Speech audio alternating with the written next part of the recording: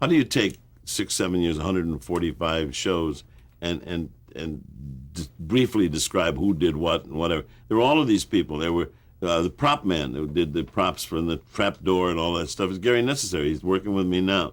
Art Schneider was the editor that was in the basement, and he and Carolyn Raskin edited all of this stuff together, developing techniques that didn't exist.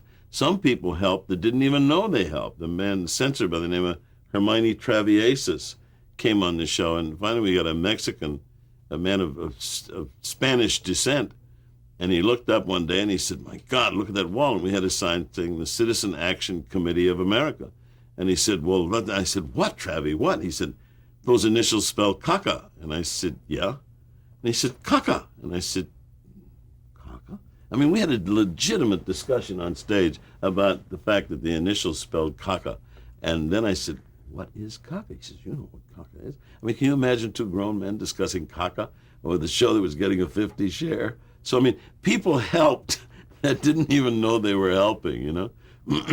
And what about the set of the show? I mean, that was Jay Krause, yeah, and it was colors, and it was shapes and colors, and it was all the colors of the 60s and the Beatles and the Yellow Submarine. And strangely enough, some of those colors are now back again today. It was just fun, and if I have the time and I don't get hit by a truck or something, I'm gonna one day write about that adventure, because it was an adventure. Now, how involved were Rowan and Martin influencing the production and the shape of the show? Well, Dan and Dick loved the idea of the cartoons. Dan and Dick were a very, very funny act and did indeed contribute. They didn't go to the writers' meeting and the set meeting and costumes and editing, and I don't think they knew where the editing room was. But they arrived on stage and they were there to play. And Dick never learned the script, and Dan was one of the great straight men of all time, and he was tough. And he would say, "Now wait a minute, Dick, hold it," and you need that. I mean, Lou Costello needed Bud Abbott, Jerry desperately needed Dean, Stan Laurel needed. I mean, they all, you know. I mean, Tommy Smothers needed Dick Smothers, who was a great, great straight man. Well, Rowan and Martin had this relationship. They weren't good friends.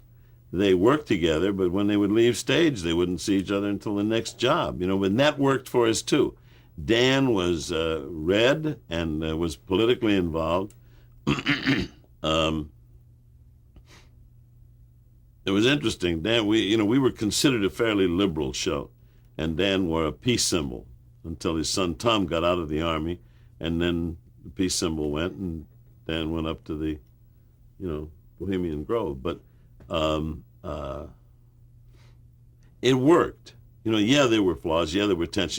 You can't work that many hours and not have some tensions build up, particularly when this was not an exact science. We were doing things sometimes didn't work. Hello, guess what? But some of the things that didn't work, worked.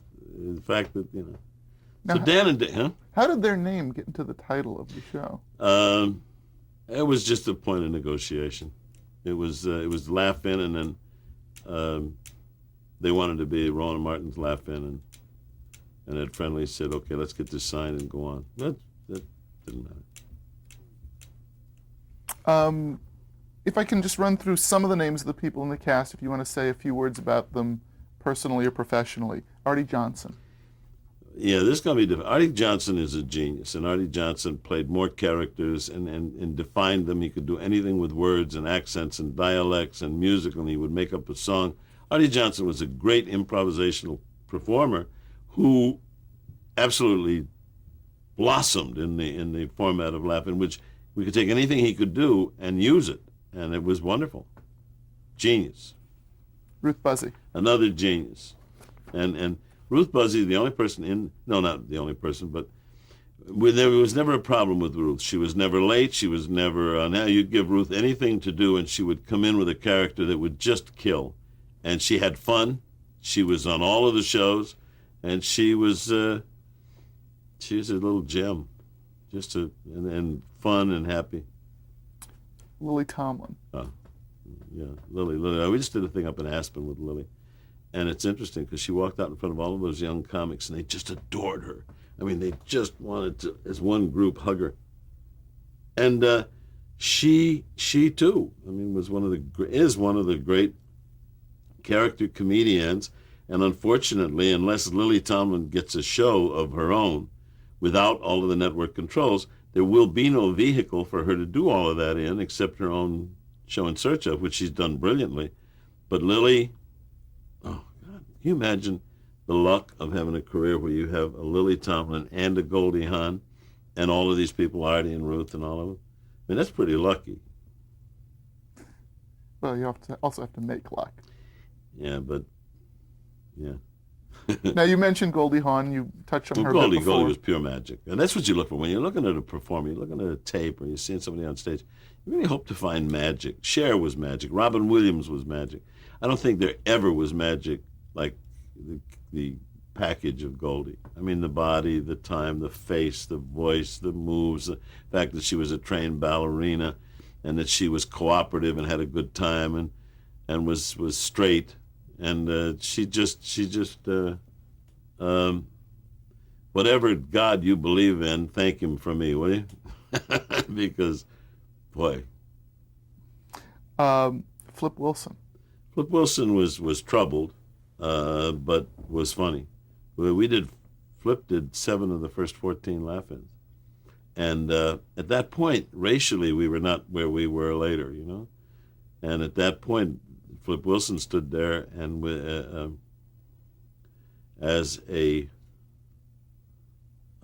Wilson stood there as a black man, and Artie Johnson was dressed as the Kentucky Colonel. Henry Gibson was dressed as the Kentucky Colonel. And Flip Wilson said, "What am I bid for this fine specimen?" And he was auctioning off the Kentucky Colonel. Funny. And Flip came in with Geraldine and Hit the Ball Willie and all of that. And we had a great time with Flip. And then he went on immediately and did his own series. But he was fun. You mentioned Henry Gibson. Henry Gibson is a fine actor and was probably more restrained than some of the rest of them. But he had a wonderful, gentle quality, of vulnerability, which we needed, just to balance Joanne Worley. Joanne Worley was not vulnerable. Joanne Worley's about as vulnerable as a gun show. I mean, Joanne's an event. She comes in a room, and she walked in the building right now, everything would stop. Boy, she was fun. Bawdy, fun. And she could break it up. Joanne Worley and the other one, Alan Seuss. Alan Seuss was hysterical. And when Alan Seuss, because some of these readings and meetings and taping sessions got a little tiring. And Alan Seuss, I'd come in and I would get cross. I'd say, "Now look, we're going to have to get..." And not, "Well, look, don't we have a little turned down mouth today? Remember, a smile is just a frown turned upside down." And I'd say, "Alan, stop it." And everybody waited for Alan to kind of abuse me. And it helped lighten it up. Gary Owens would walk in every morning with his own rack of papers and some just gold on there, gems. And he also supplied a valuable service because he could say at that very moment in another part of town, and we could cut out 5 minutes of something and go on. So Gary was great, and he still is. He's a good guy. And Judy Carn. Judy was another troubled person who got in trouble in the medicine cabinet there in the 60s, but a lot of people did. But she was up for anything. And we did all of those sight gags with Judy, and fortunately for us, nobody ever got hurt in the trapdoors and all the stuff we did. But she was cute. Now let's talk just a bit about some of the real signature pieces of Laugh-In. The catchphrases, how they came about, whether it's "You Bet Your Bippy" or "Sock It to Me." Just things. We'd say something once. "Sock It to Me" was in an Aretha Franklin album of Respect. And my wife, who'd done all of the Kovacs shows, and Ernie had done some terrible things to her, said, "Why don't you do a thing like a "Sock It to Me" segment and do sight gags and use the Aretha Franklin thing, "Sock it to me, sock it to me." And I said, "Jolene, I don't think they're going to let you say that on television now." But my daughter, Maria, our daughter, in the back seat, started saying, "Sock it to me, sock it to me." And I said, "Oh, okay, we got that nailed." They all happened that way. Again, accident. "Sock It to Me," "You Bet Your Bippy," the Farkle family. We were obviously trying to say 2 words we couldn't say at all and put them into 1 word. We had all of that stuff usually would happen on stage, And then we would keep it, blow in his ear, you'll follow him, we'll follow you anywhere. Look that up in your Funkin' Wagnalls. That made everybody very nervous, but it was the name of a dictionary. The Farkle family made everybody, But by the time in one sentence you'd say the Farkle family are going to look that up in their Funkin' Wagnall, And it made people nervous. Long F's still make people nervous. And why? It's a word, I mean, look that up in your and he said, no, you can't do that.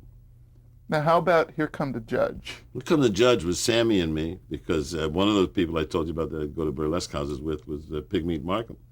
And Sammy came in, and we had some judge bits, Have you ever been up before me before? No, I always sleep in. I mean, all of the judge bits. And Sammy came in, and he said, he used to do this with Pigmeat Markham. And I said, oh, yeah, I said, whatever happened to him? He said, he's still alive. I said, oh, my God. So we came in, and Sammy came across the stage and did some of the Here Come the Judge. And the place went crazy. That night, people started doing Here Come the Judge. And the following week, from the time that show aired, the Supreme Court came out, and the audience started to crack up. And they said, one guy said, here come the judge, and the place fell apart. And, of course, the judges, didn't know what the hell had happened. They were hipper than they are now, but Here Come the Judge was one. Now, in fact, you even brought Pigmeat Markham sort of out of retirement and brought him on the show. Yeah. Talk about some of the people that graced the stage because Laugh-In had so many notable, celebrities. It was the hip show to do. It was the trendy thing to do. Jack Lemmon did the show because his son just said, you're not anybody until you do that show, and he's right. It was just the hip inside. I'm not too sure that we have that today, although Ally McBeal is getting some people to do it, and West Wing is getting some people to do it, and the other night Michael Douglas did Will and Grace. So it's starting, but we didn't invent that. That was something that went on in show business for years in radio, where they would do, Jack Benny would go on George Burns, this guy would go on that show, and it helped their image, and it had fallen in kind of disfavor, and then we started bringing those cameo people because, hey, they'd come down the hall. We'd tackle them in the hall, and it took them 10 minutes, and they had a good time, and it put them in the mainstream, and it elected Richard Nixon. Talk about... we will hold it against you. Yeah. Talk about how Nixon's appearance came about and the specifics and the particulars of filming that bit. Richard Nixon's closest friend was Paul Keyes, who was a writer that had worked on the Dean Martin show and worked on Jack Parr. And they were very, very close friends. And Paul had an office in the White House at one point. And Paul said, I said, we got to get somebody on here who's going to explode, he said, why don't we try to get Nixon? And I said, do you think he'd do it? So Paul talked to Nixon, and all the people around him told him, no, this is suicide, you can't do it. But Paul and Nixon were so close, which eventually proved to be a problem, but it was great then.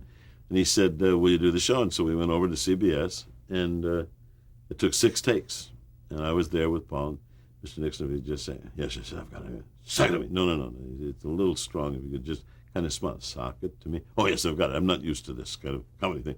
Sock it to me. No. It's a little... So we did 6 takes of him saying sock it to me. We finally got a good one. I don't know what happened to that tape. I saw some of it the other day, though. I think the tape got absconded with. But it was funny. And then he went on the air, and it just... people said, wait a minute, he's a nice guy.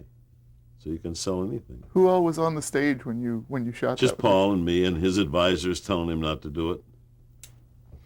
It was funny. It was good. It was history. And then all of a sudden everybody started doing, now you can't have an election without the candidates going on every show in sight. But at that point it was revolutionary. Clinton probably would not have gone on Arsenio had Nixon not done Laugh-In. Yeah, Clinton would have had a good time on Laugh-In, though. Oh, man. Those girls in that cocktail party, he'd be there yet, man. He'd have melded at least 2 tenor saxes.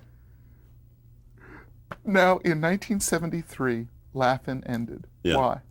It ended. It was over. I mean, there's all kinds of reasons why it ended, but it ended. And probably it ended at the right time. It could have gone on and on for years, but it ended. And fortunately for me, I went on and did a lot of other stuff. I did a show with Bill Cosby. It was great. Did Real People, which probably had as much impact, maybe even more impact than Laugh-In, because it changed television. I mean, at that point, there was no kind of reality television. You had news and you had entertainment. And Real People bridged the gap and went into the use of cameras and went into the philosophy that you didn't have to look like Julia Roberts to be interesting or attractive. And we found out that ordinary people, real people, were interesting in their lives, and we celebrated the underdog. We brought in heroes and role models, and we, I think, in a way, kind of raised the self-esteem of a lot of people saying, hey, you are interesting. And it opened the doors to where those people left real people and went out and permeated the news organizations. And now, as with everything in television, if some is good, too much is better, you know. And now there's all of this. Everybody has a camera, and everybody's a performer. When we went in with real people, we just did cameras, and they weren't even aware they were on cameras. There was none of this lighting and all of that stuff. We just went in and shot them. And as a result, you got raw humanity. You became aware that people were real. Well, since you've touched on it, let's go into real people. We'll backtrack and get some other things. But I think it's important at this point to stay with real people. In 1979, it made its debut on NBC. Talk about how the show just came about. I was skiing, and my agent at that time was Tony Fantosi. He said he talked to Fred Silverman, and Fred Silverman had seen a show that was shot on the streets of New York. And he said, could we do anything like that with comedy and just using, you know, kind of real people? And I said, well, let me think about it. And I skied a little more, and I came down, and I said, not only is it a great idea, it's a great title. So, yeah, we can. So that was it. It was named that, and it was the commitment to do 2 shows, which went to 6. And then they put it on, repeated it that summer right away. So it was just 2 specials at first? It was going to be 2, then it went to 6. And then they repeated it right away that summer. Now then they call it multi-purposing or something. At that point, it had never been heard of before to do a series of 6 shows and rerun it right away, but it established it. And then it took off, and it became the top show on NBC. It saved their Wednesday night, and I was really proud of that show. I mean, when you think about it, in that show, yes, we did some zanies and some wackos and so forth, but in that show, we did the Navajo Code Talkers. They're doing a movie about them. We did Carl Brashear, which De Niro and Cuba Gooding did on the Navy Frog Diver. We did the Tuskegee Airmen. That became a movie, The Black Air Force. I mean, maybe 20 of the stories we did on real people became movies. Our pieces on missing children became Adam Walsh. That was the first time they'd heard about him. So I was proud of the impact and the humor of real people. But, man, I was even more proud of the fact that we brought in, for the first time at that point, heroes and role models and people that had made a comeback. And one of the things I was the most proud of was we did a show on the Olympics.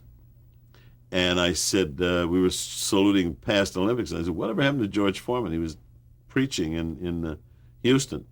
And we brought him up. He weighed 325 pounds. And we ran a clip of his Olympics. And he walked out, and the audience went nuts when they saw him. And he has said at that moment, that's when he decided to make a comeback. And, of course, he's gone on to do some wonderful things with youth and children. I'm really proud of that, you know. So Laugh In, of course, was just so huge. It was such a thrill to be involved in anything like that. But real people, from a sociological standpoint, had more impact. And it helped people feel good about themselves. And it helped. I mean, this was long before Paul Azan went out and said, well, they'd be interested in women going out and doing things like Pony Express. Sarah did all of that. And we would do a story about an animal, and the next thing you know, they'd be doing a series. We'd do a story about 911, then they would do it as a series. We'd do a thing about police, that became a series. Everything we did as departments and segments and features on real people became series. Let's talk a bit first about the hosts. It was Sarah Purcell, Yeah. Byron Allen, Skip Stevenson. Well, Sarah Byron wasn't there in the beginning. It was Sarah Purcell and Skip Stevenson, Bill Rafferty, who I'd done a comedy thing with in San Francisco. Sarah was just an absolute delight, would do anything. How did you find her? She was on news. Digby Wolf said she was on news in San Diego. And we brought her in, and from the moment we saw her, she was perfect. She'd do anything, say anything, and had a great time, and was genuinely warm and genuinely related to people. Skip was a salon comic, you know, and he was funny, and he and Sarah had a relationship. Accident. Freddie Silverman said, I need it, and I need it in a month. Okay, Skip, that's you. Sarah, that's you. Accident. They never auditioned any of those people. Really? The auditioning process hurts us. Yes, it may make it more secure for the executives, but I think by the time you water it down, you wind up. You think about all the people that were turned down in auditions. John Barber had done some kind of quasi news things for a while and had loved this kind of story, and he went out and did stories too. And then eventually we brought Byron Allen in the second year because we needed some color and some ethnic. And Bill Rafferty had worked for me, and he was in San Francisco. And he had a kind of a nice street sound to him. And Mark Russell was in Washington, and certainly I'd idolized him for a long time when he did all of his comedy things. Now, how old was Byron when he came onto the show? Byron was in high school.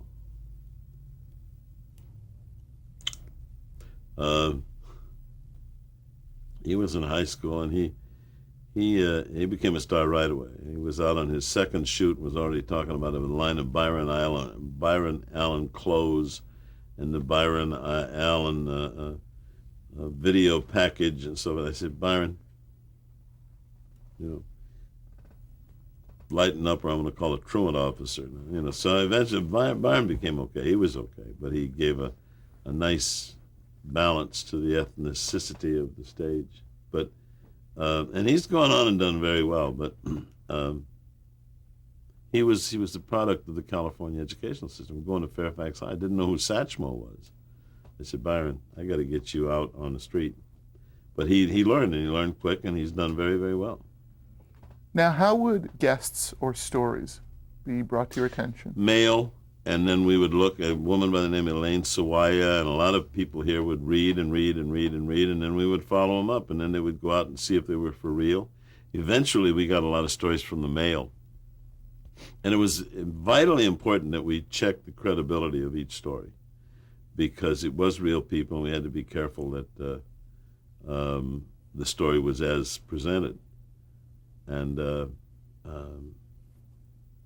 couple of times we found out later that there'd been some adjustments made, and we just canceled the story. Really? But I mean, it was tempting, I mean, I can make you much funnier in the second take, but that's no longer what we were doing. So we would turn the cameras on and tape everything, so that if there was anybody that said, would you do that again? The news does this all the time. They say, do that same thing again, but can you say it a little more briefly? Can you say it, I like what you said about, could you repeat that? And before you know it, the interviewer is a director and said, now, I don't want to make you cry, and I know how painful this must be to realize that your loved one is, and if they can get him to cry, Barbara Walters, big thing, if he just gets you to cry, man. I can't cry if I pull a hair out of my nose, so it doesn't work with me. But these people are and they've done it. It's now a technique. We didn't do that on real people. What you saw was what you got. Did you have rules about what you would or wouldn't do on the show? We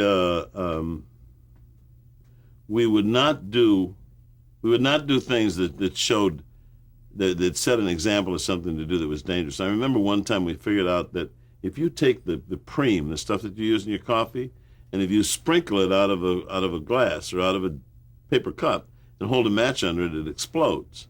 And it was wild to see. I mean, these big flames shot out, and we're saying, this is unbelievable. And we had the whole cast do it, and I said, hold it, wait a minute. And we were just ready to tape. We were going live, and I said, wait a minute, we can't do that thing. Every kid in America tomorrow will be sprinkling this and exploding. And we stopped it and put something else in. But, I mean, the thought just suddenly hit us that this was dangerous to do that. So we were careful. I mean, television can present the wrong. I mean, I'm vitally, intensely against censorship of any kind. However, we do have a responsibility. As hard as we fight against censorship, we must realize that we have a responsibility. And you can't fire in a theater. You cannot do that. I want my freedoms. I do not want to be censored. I do not want to be cut. However, I am willing, as a result, to adjust what I say, think, show, and do, so that I am comfortable that I haven't offended or hurt or caused damage to people. If we don't do that, we can lose those freedoms because you've got that hardline right-wing Falwell Christian right, which is fine, but they're waiting. And unless we are careful, we can lose the arena, you know.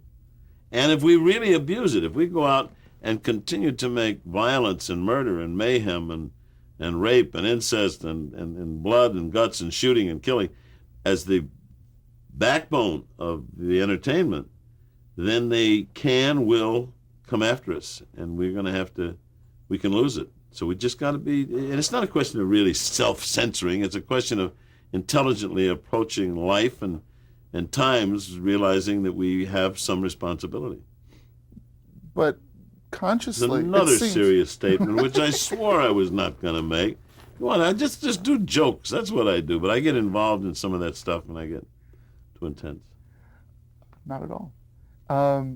But consciously, then the show you really did try and keep the show very positive, very uplifting. Oh yeah, it was a feel-good, positive, uplifting show about about heroes, role models, and we were not bent on celebrities. I don't think we ever had celebrities on the show. It was that real people were interesting, and they were. And it saved NBC's Wednesday night. You mentioned the George Foreman story, a couple of the others. Are there any other stories from the run of Real People that you think of as real favorites of yours? Oh, God. I mean, we did 10 stories a week. They were all the little girl who was the gymnast that only was born with one arm, the guy that ran across Canada and raised all of that money, and the kid that fell off the tractor and lost his arm, and he went out and raised money to build a hospital. You know, and they said, your bill was covered. You don't have to worry about it. He said, no, I want to. And he not only did it himself, but he got the enthusiastic support and involvement of the entire community, and he built a hospital, that little sucker. I mean, that was wonderful. And we changed legislation. We changed America with that show. And we were unabashedly, uninhibited, unrestrained patriotic. I mean, we waved flags in that point, and it was considered, I guess, to be a little square, and, you know, what is that, with the flag waving and so forth. Well, we did a guy who was the keeper of the flame at the Statue of Liberty, and his passionate love of the Statue of Liberty, we made a story out of, and I defy you to look at that thing and not tear up a little bit. And now, of course, it's fashionable. I mean, just it's not too good to be too far ahead, but it's nice to know sometimes we were. Now, we've talked about sort of the main hosts of the show, but there were some other regulars I just wanted to touch on. Peter Billingsley. Yeah. Where did he come from? Just he was a kid, and he was cute, and he came in here in a suit, and we liked him. See, come from, you know, I mean, if you go out and say, well, I've got to get a 7-year-old and a 90-year-old, and I've got to get a guy 6'2", no, it happens. If you're there, it happens. All you have to do is put if you look at your mind as a funnel, you put the big part out and just let it come in there, something's going to come through. And that was Peter Billingsley. And that's the way we got with Lily and Goldie and so forth. Just open your head up and they'll come in. There's a lot of people out there waiting to do things. And what they don't understand is that we on the inside of the fort are as desperately looking to find them as they are looking to find us. And you just open up your head and they'll get in there. How about Fred Willard? Fred's a puppy. Fred, I wanted Fred to do all of the shows, but Fred wanted to do sitcoms, he wanted to do other things. But Fred came in, and the first day we did a story with Fred, we went out sent him out to see a man who was 85 years old who had built a perpetual motion machine that filled his entire garage. And Fred got there, and it didn't work. And Fred called me, he said, it doesn't work. I said, Fred, what do you think the chances are that an 85-year-old man would build a perpetual motion machine that would work? If the machine worked, I could have done the story. You've got to go out and talk to this man and encourage him and say, well, isn't that wonderful? You're almost there, aren't you? Well, it was hysterical. Fred went out and really talked to this guy and was just so gentle with him. It was perfect. We went out, he sent Fred out on a story to the Caribbean where they had... the story didn't work. Something didn't work. Somebody had lied to us and it was wrong. And so Fred went And they called me, and Jeff Simon called me. He said, the story didn't work. And I said, well, what else can we do? We're there. He said, well, there's a guy on the other side of the island that has trained flamencos. He said, I never heard of a trained flamenco. He said, well, I didn't either. I said, well, go do that. We got to do there. So he goes out and he said, George, he says, this is terrible. He said, the flamencos aren't trained. I said, what do you mean? He said, he just chases them around with a stick and they run. And I said, well, do a story on that. He said, but there's no story. I said, close enough. So they went out, and all the guy could say in English was flamenco ben good to me. And they went out and saw this guy chasing a flock of flamencos with a stick and with a big sign up, trained flamencos, and misspelled trained. I mean, it was wonderful. It was one of my favorite stories. And then